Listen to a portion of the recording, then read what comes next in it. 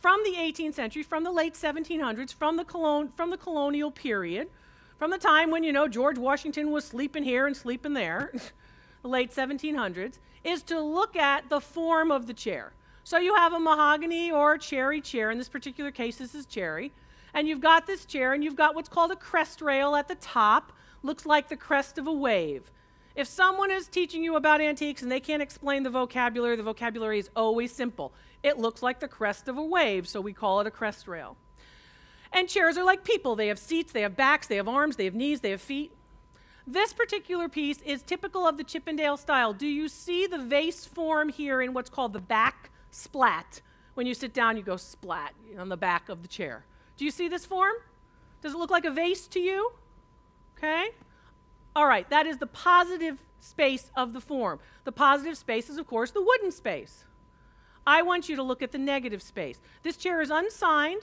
This chair is based on a pattern book, a pattern that was made by a guy named Thomas Chippendale, who published a book in the 1750s about all of these different chair designs.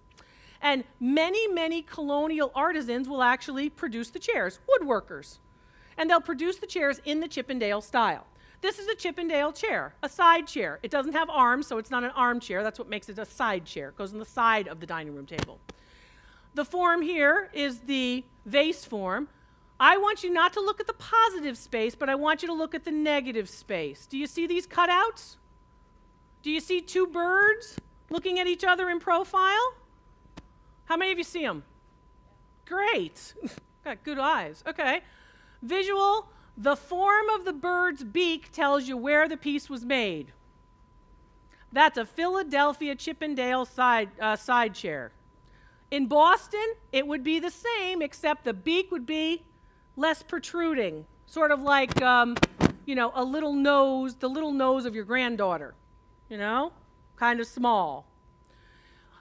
A New York side chair like this one would have a beak that comes all the way under. So just by looking at the chair and understanding the forms and reading the symbolism, basically reading what the imagery tells you, you know where the piece was made.